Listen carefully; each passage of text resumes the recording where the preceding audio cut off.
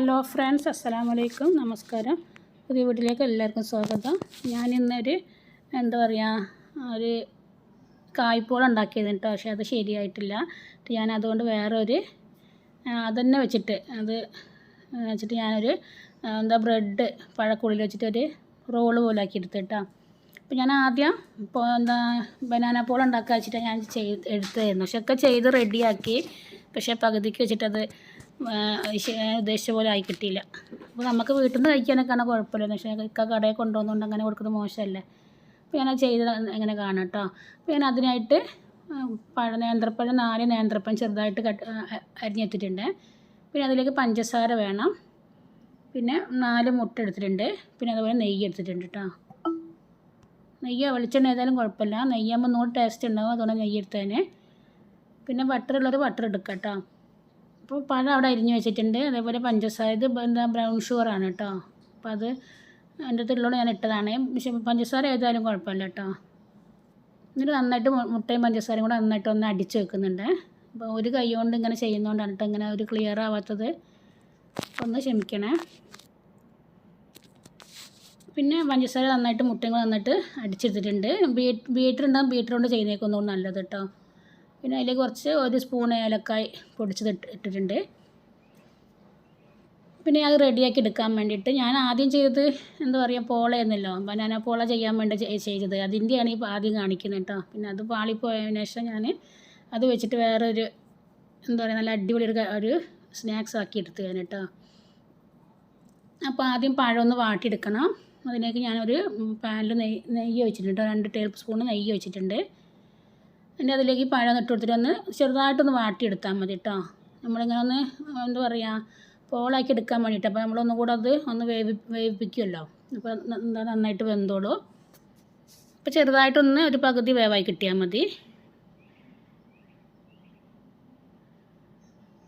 ഞാൻ ഈ കുറേ മുമ്പ് ഇതിൻ്റെ ബനാന പോളൻ്റെ റെസിപ്പി ചെയ്തിരുന്നു കേട്ടോ. അത് ഇതേ രീതിയിലല്ല, വേറെ രീതിയിലാണ് ചെയ്തത്. അതിങ്ങനെ നമ്മൾ നേന്ത്രപ്പഴം നീളത്തിൽ അരിഞ്ഞിട്ട് ചെയ്യുന്ന കേട്ടോ. അപ്പോൾ ഇതിലേക്ക് ഞാൻ കുറച്ച് ഏലക്കപ്പൊടി 1/4 ടീസ്പൂൺ ഇട്ടോ. ഒരു ടേസ്റ്റിന് വേണ്ടിയിട്ടാണ് ഇട്ടെടുക്കുന്നുണ്ട്. പഴം ഒരു പകുതി ഒരു 3/4 ഭാഗം വേവായിട്ടുണ്ടെങ്കിൽ അതിലേക്ക് ഞാൻ കുറച്ച് നട്ട്സ് ഇട്ട് കൊടുക്കുന്നുണ്ട് കേട്ടോ. നട്ട്സൊക്കെ ഉള്ളവർ ഇട്ടെടുത്താൽ മതി, ഇല്ലെങ്കിൽ ഒഴിവാക്കാം. കടിക്കും നല്ല ടേസ്റ്റ് ഉണ്ടാവും, അതുകൊണ്ടാണ് ഞാൻ ഇട്ടെടുക്കുന്നത്. പിന്നെ കുറച്ച് തേങ്ങ, ഒരു 3-4 സ്പൂണ് തേങ്ങ ഇട്ടെടുക്കുന്നുണ്ട്. അപ്പോൾ നമ്മൾ എന്തെങ്കിലും ഒരു പലഹാരം ഉണ്ടാക്കുമ്പോൾ അത് നമ്മൾ ഉദ്ദേശിച്ച പോലെ ആയിട്ടില്ലെങ്കിൽ വേറെ ആളെ മുമ്പിലൊക്കെ കൊടുക്കാനുള്ളത് നമുക്ക് അത് വേറെ രീതിയിലൊക്കെ ആക്കിയെടുക്കുന്ന ഒരു രീതി ഇതാട്ടോ. ഞാൻ നന്നായിട്ട് ഞാൻ ഒരുപാട് തവണ ചെയ്തായിരുന്നു ബനാന പോള. പക്ഷേ എനിക്ക് എപ്പോഴും റെഡിയാണ്. ഇത് റെഡിയായി, പക്ഷേ അത് നമ്മൾ ലാസ്റ്റ് സമയത്ത് അതിൻ്റെ സൈഡൊക്കെ ഇങ്ങനെ ഒരു മുറിഞ്ഞ പോലെ ആയിപ്പോയി. ഞാൻ ഉദ്ദേശിച്ച പോലെ ആയി കിട്ടിയില്ല. അപ്പോൾ എനിക്കൊന്നിങ്ങനെ കടയിലേക്ക് ആണെങ്കിൽ കൊടുക്കേണ്ടതല്ലേ.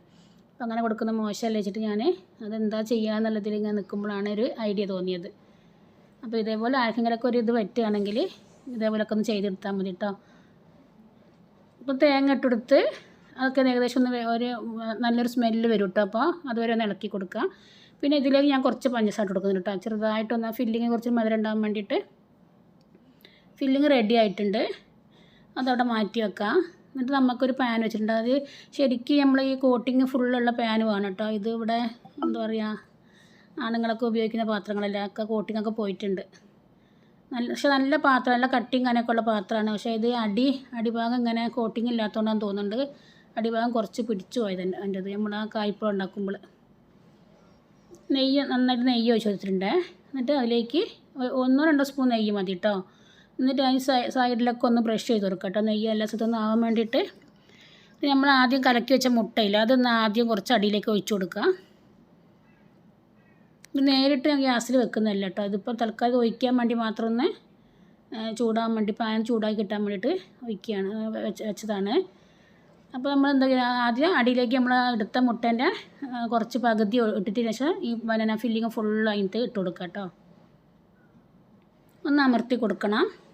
നല്ല സമയം എടുത്ത്, അല്ലെങ്കിൽ ഞാൻ കടയൊക്കെ ഭക്ഷണം കഴിച്ചിട്ട് കടയിലേക്ക് പോകുമ്പോൾ ഒരു മണിക്കൂർ 2 മണിക്കൂർ റെസ്റ്റ് എടുത്തിട്ട് പോകും. അത് കഴിഞ്ഞിട്ടൊക്കെ പോകുന്ന ഒരു 5 മിനിറ്റൊക്കെ എണീച്ച് എന്തെങ്കിലുമൊക്കെ ഉണ്ടാക്കി കൊടുക്കുക ചെയ്യുക. ഇത് റെസ്റ്റൊന്നും എടുക്കാനൊന്നും നിന്നില്ല. വേഗം പെട്ടെന്ന് കുറേ സമയം എടുത്തൊക്കെ ചെയ്തതാണ്. പക്ഷെ അങ്ങനെയൊക്കെ ചെയ്യുമ്പോഴാണ് നമുക്ക് എന്താ പറയുക നമ്മൾ ഉദ്ദേശിച്ച പോലെ ആവാതിരിക്കുക അല്ലേ. പെട്ടെന്നൊക്കെ ഉണ്ടാക്കുമ്പോൾ നന്നായിട്ട് റെഡിയായി കിട്ടുകയും ചെയ്യും. എന്നിട്ട് നമ്മൾ ആ ഫില്ലിങ് മൊത്തം ഇട്ട് അതിൻ്റെ മേലെ ബാക്കിയുള്ള മുട്ടേൻ്റെ ബാറ്ററും കൂടെ ഒഴിച്ച് കൊടുത്തിട്ടോ.